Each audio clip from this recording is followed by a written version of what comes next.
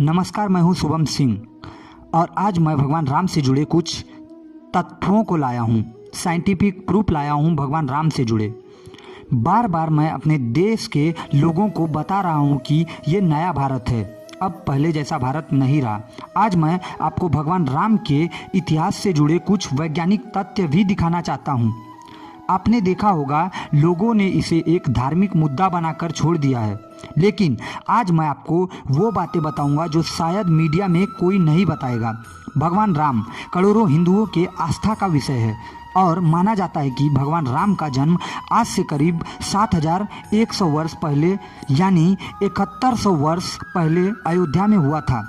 इसी अयोध्या में, लेकिन हमारे देश में बहुत सारे लोग राम के अस्तित्व और उनसे जुड़े कुछ इतिहास पर भी सवाल उठाते आए हैं। ये लोग भगवान राम को काल्पनिक पात्र कहते हैं और इन्हें रामायण में कही गई बातों पर भी विश्वास नहीं है। आज मैं ऐसे लोगों की गलतफहमी दूर करने के लिए राम के जीवन का एक वैज्ञानिक विश्लेषण करेंगे। हो सकता है आप में से कोई लोग को ऐसा लगता हो, आपके मन में कभी ये शंका हो कि भगवान राम कभी थे भी या नहीं। इसलिए आज आपके शंका का निवारण करना भी जरूरी है। हमें लगता है कि विज्ञान के युग में लोगों को प्रश्न पूछने की पूरी आज़ादी होनी चाहिए और तथ्यों को ज़्यादा से ज़्यादा महत्व भी दिया जाना चाहिए। इसलिए आज मैं भगवान राम से जुड़ी आस्था को विज्ञान और तथ्यों की कसौटी पर परखने की कोशिश करेंगे। ये जो कवरेज है अयोध्या की सबसे अलग है। भगवान राम को जीवन की कहानी बताने वाली रामायण को आज से करीब 7000 वर्ष पूर्व लिखा गया था और इसके रचयिता महर्षि वाल्मीकि थे। उन्होंने रामायण में भगवान राम के जीवन से जुड़े महत्वपूर्ण घटनाक्रमों का वर्णन करते हुए समय, उस वक्त के ग्रह नक्षत्रों की स्थिति, जलवायु की स्थिति और यहाँ तक कि उस वक्त होने वाली खगोलीय घटनाओं का भी जिक्र किया था। रामायण में बताई गई कालक्रम की इन्हीं घटनाओं का जब वैज्ञानिक विधि से परखा गया तो बहुत हैरान करने वाले आंकड़े हासिल। भगवान राम का जन्म कब हुआ था और उनके जीवन की घटनाएं किस तारीख पर घटित हुई थी, इसे जानने के लिए अब तक दो बड़ी और महत्वपूर्ण रिसर्च हुई है। आज हम इन दोनों रिसर्च के बारे में आपको बताना चाहते हैं। इस विषय पर पहला रिसर्च शोधकर्ता पुष्कर भटनागर का है। पुष्कर भटनागर ने अपनी किताब dating the era of Lord Ram में भगवान राम के जीवन में घटी घटनाओं की सही तिथि पता करने की कोशिश की। इसके लिए उन्होंने प्लेटेरियम गोल्ड नामक एक शक्तिशाली सॉफ्टवेयर की मदद ली और जब इस सॉफ्टवेयर में रामायण में वर्णित ग्रह नक्षत्रों के स्थिति को फीड किया गया तो जो तिथियां हासिल हुई उनके बारे में हम आपको बताना चाहते हैं। महर्षि वाल्मीकि के अनुसार भगवान राम का जन्म हुआ था तब सूर्य मेष राशि में था, शनि तुला राशि में, जबकि बृहस्पति और चंद्रमा कर्क लग्न में चमक रहे थे। इसी तरह शुक्र मीन राशि में और मंगल मकर राशि में था और ये चैत्र वहां का 9वां दिन था। जब इस सॉफ्टवेयर के माध्यम से इन ग्रहों के उस वक्त की स्थितियों की गणना की गई तो श्री राम के जन्म की तारीख 10 जनवरी 5114 ईसा पूर्व में हुआ और हिंदू कैलेंडर के हिसाब से इसी दिन चैत्र माह के शुक्ल पक्ष की 9वीं तिथि को थी। इसलिए राम के जन्म को रामनवमी भी कहा जाता है। रामायण के अनुसार भगवान राम को करीब 25 वर्ष की आयु में वनवास मिला था और जब वनवास के प्रयोग के स्थिति को इस सॉफ्टवेयर की मदद से जांचा गया तो यह पता चला उस वक्त असर में भगवान राम की उम्र वाकई 25 वर्ष ही थी जब उन्हें वनवास दिया गया। पुष्कर भटनागर ने ये रिसर्च वर्ष 2003 में की थी। इसके बाद institute of scientific research on Vedas की पूर्व निर्देशक सरोज बाला ने भी खगोलीय गणना करने वाले एक नए सॉफ्टवेयर की मदद से इन किताबों की फिर से जांच की। इस सॉफ्टवेयर का नाम है स्टोलेरियम। स्टोलेरियम किताब का ये जो सॉफ्टवेयर है ये 13,000 वर्ष पहले तक की ग्रहों की स्थिति पता लगाने में सक्षम है और प्लेटिनियम गोल्ड सॉफ्टवेयर की तुलना में ज़्यादा आधुनिक और ज़्यादा सटीक है। इस दूसरे सॉफ्टवेयर में जब रामायण में वर्णित ग्रहों को फीड किया गया तो इससे भी भगवान राम के जन्म की तारीख वही 10 जनवरी 5114 ईसा पूर्व कर आई। सरोज बाला पिछले काफ़ी वक्त से भगवान राम से जुड़े इतिहास पर खोज कर रही है और वो इसे लेकर रामायण की कहानी विज्ञान की जुबानी नामक किताब भी लिख चुकी है और जो तथ्य हमने आपको बताए उनका जिक्र उसी किताब में भी है। ये किताब में कोड कर आपको ये जानकारी दे रहा हूँ। रामायण की कहानी विज्ञान की जुबानी इस किताब में भारत के महान वैज्ञानिकों और पूर्व राष्ट्रपति APJ अब्दुल कलाम द्वारा कही गई एक बात का भी जिक्र है, वो भी मैं आपको बता रहा हूँ। ये किताब उन्होंने जो लिखा है, इन्होंने डॉक्टर APJ अब्दुल कलाम का 30 जुलाई 2011 का एक बयान छपा है और इसमें वह ये कह रहे हैं, उन्हें लिखा है रामायण का एक महत्वपूर्ण पहलू यह है कि वाल्मीकि जी ने महाकाव्य रामायण की रचना करते समय उसमें बहुत से प्रमाण सम्मिलित किया। एक तरफ उन्होंने उस समय पर आकाश ग्रहों एवं नक्षत्रों की स्थिति एवं बहुत से स्थलों का भौगोलिक चित्रण एवं ऋतुओं का वर्णन किया है, तो दूसरी ओर राजाओं की वंशावलियों के बारे में विस्तारित जानकारी दी है, जिसका वैज्ञानिक विधि से प्रयोग करके उन घटनाओं का समय ज्ञात करना कोई तहरीखीर नहीं है। आधुनिक तारामंडल सॉफ्टवेयर का उपयोग करके भौगोलिक गणनाओं ने ये सिद्ध किया है कि वाल्मीकि रामायण में वर्णित घटनाएं वास्तव में 7,000 वर्ष पूर्व उसी क्रम में घटित हुई थी जैसा कि रामायण में वर्णित था। राम सेतु उसी स्थान पर जलमग्न पाया गया है जिस स्थान का वर्णन वाल्मीकि रामायण में किया गया है। APJ अब्दुल कलाम 30 जुलाई 2011 को उन्होंने ये बातें कही थी।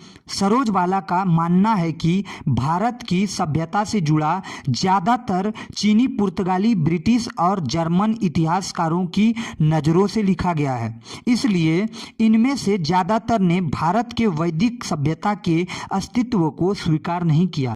ये बहुत बड़ी बात है कि हमारा इतिहास अक्सर दूसरे देश के लोग लिखते हैं। सरोज बाला के मुताबिक इस बात के पुख्ता प्रमाण है कि वैदिक सभ्यता का इतिहास करीब 10,000 वर्ष पुराना है और जिस वैदिक सभ्यता का बीज 10,000 वर्ष पहले पड़ा था, भगवान राम उसी सभ्यता के सबसे बड़े ब्रांड एम्बेसडर हैं। हम यहाँ पर एक बात और साफ करना चाहते हैं कि और वो ये है कि भगवान राम से जुड़े इतिहास को लेकर हम जो भी कह रहे हैं वो अलग अलग लेखकों, इतिहासकारों और शोधकर्ताओं के विश्लेषण पर आधारित हैं। भगवान राम के इतिहास को धार्मिक ग्रंथों की दृष्टि से देखने वाले लोग इससे सहमत भी हो सकते हैं और असहमत भी, और इसी तरह कुछ इतिहासकारों के लिए शायद खगोलीय गणना के आधार पर भगवान राम के अस्तित्व को स्वीकार करना मुश्किल हो सकता है। इससे हमें ये लगता है कि राम को लेकर पूरे देश में ज़्यादा से ज़्यादा शोध किए जाना चाहिए कि राम सिर्फ एक धार्मिक चरित्र नहीं है बल्कि वो भारत की संस्कृति है, और यही बात हम आपको बार बार कह रहे हैं। श्री राम को आप किसी धर्म विशेष से जोड़कर मत देखिए। श्री राम भारत हैं और भारत श्री राम है। श्री राम को आप सिर्फ भारत के संस्कृति या देश की सीमाओं में भी बांधकर नहीं देख सकते, भारत से बाहर कई और ऐसे देश हैं जिसके सभ्यता, परंपरा और अर्थव्यवस्था में उन भगवानों को सम्मान दिया गया है जिनके हम यहाँ भारत में पूजा करते हैं। कहा जाता है जो भी श्री राम में आस्था रखे वो उनके हो जाते हैं और इसमें देश, भाषा और धर्म भी बाधा नहीं बन सकता। आप इसे श्री राम का अंतर्राष्ट्रीय दर्शन भी कह सकते हैं जो भारत से आगे दुनिया के ऐसे देशों में भी मौजूद है जहां मुस्लिम और बौद्ध धर्म के अनुयायी सबसे ज़्यादा हैं। श्री राम के दर्शन का सबसे बड़ा उदाहरण है इंडोनेशिया। यहां पर करीब 90% आबादी मुसलमानों के हैं और हिंदू यहां पर सिर्फ 2% है। इसके बावजूद यहाँ की संस्कृति में रामायण और महाभारत के किस्से कहानियों मौजूद हैं। वाल्मीकि रामायण के मुताबिक सुग्रीव ने सीता जी को ढूंढने के लिए अपने बानर सेना को यव द्वीप और स्वर्ण द्वीप पर भेजा था। इतिहासकारों के मुताबिक ये दोनों जगहें इंडोनेशिया में मौजूद है। वहाँ के लोग मानते हैं कि इस्लाम उनका धर्म और रामायण उनकी संस्कृति है और उनके धर्म और संस्कृति में आपस में टकराव नहीं होता। और यही बात हमें भी यानी भारत को भी इंडोनेशिया जैसा देशों से सीखनी चाहिए। मुस्लिम देश होने के बावजूद इंडोनेशिया के नोटों पर जो वहाँ की करेंसी है उसके नोट पर भगवान गणेश की तस्वीर मौजूद है और वहाँ की सरकारी एयरलाइंस का नाम गरुड़ इंडोनेशिया है। इसी तरह मलेशिया में मलय रामायण प्रचलित है। यहाँ रामायण को एकायत शेरी राम कहा जाता है। वहाँ के 60% से ज़्यादा जनता मुसलमान है और इस देश में रामायण के कलाकारों से लेकर डायरेक्टर और गायक तक मुस्लिम हो शामिल हैं। वो सब मुसलमान हैं। थाईलैंड की पौराणिक कथाओं और वहाँ की परंपरा में श्री राम का विशेष महत्व है। वहाँ मान्यता है कि श्रीलंका में युद्ध के दौरान जब लक्ष्मण मूर्छित हो गए थे तब हनुमान संजीवनी बूटी ढूंढने के लिए थाईलैंड आए थे। थाईलैंड के 95% लोग बौद्ध धर्म के अनुयायी हैं, लेकिन वहाँ रामायण का प्रभाव भारत के बराबर था, कई मामलों में भारत से भी ज़्यादा है। थाईलैंड के राजा खुद को श्री राम के वंशज मानते हैं। अभी वहाँ के राजा महावजी राव लोंगकॉर्न हैं और वो राम वंशज के 10वें राजा हैं। 14वीं सदी में थाईलैंड को अयोध्या के नाम से बुलाया जाता था। कहा जाता है कि श्री राम की नगरी अयोध्या से मिलती जुलती ये नाम रखा गया था। हमारे देश में श्री राम को हिंदुओं का भगवान कहा जाता है, लेकिन अब बड़ा सवाल ये है, क्या वाकई राम सिर्फ हिंदुओं के हैं?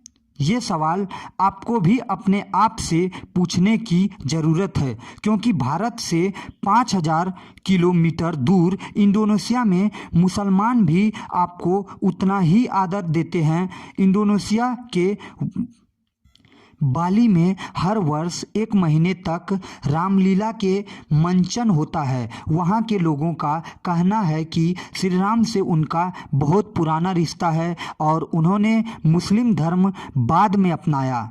इस बात को समझने में आपको पूर्व प्रधानमंत्री अटल बिहारी वाजपेयी का एक पुराना भाषण आज हम आपको सुनाना चाहते हैं, जिसमें उन्होंने ये कहा था कि इंडोनेशिया के लोगों के लिए भगवान राम का जीवन दर्शन कितना मायने रखता है। इंडोनेशिया के बाली द्वीप में 1 महीने रामायण की लीला होती है। मैं उस समारोह में जा चुका हूं। उस समय भी विदेश मंत्री मेरे पास बैठे थे। मैंने कहा ये रामायण ये क्या हो रहा है? मैंने कहा एक्सीलेंसी ये मंच पर क्या हो रहा है? कहने लगे एक्सीलेंसी आपको पता होना चाहिए। हमने कहा मुझे तो पता है मगर मैं जानना चाहता हूं। कहने लगे ये रामायण है, ये राम है, ये लक्ष्मण है, ये सीता है।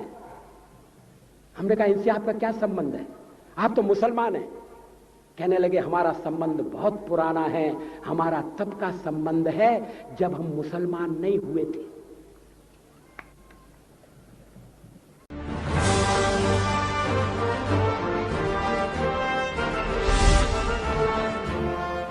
थाईलैंड की राजधानी अयोध्या कही जाती है। थाईलैंड के राजा को आज भी राम कहा जाता है। सावरकर जी ने हिंदू राष्ट्र की बात की, हिम्मत के साथ। बुनियादी तौर पर भारत हिंदू राष्ट्र है, इससे कोई इनकार नहीं कर सकता, इसे कोई अस्वीकार नहीं कर सकता।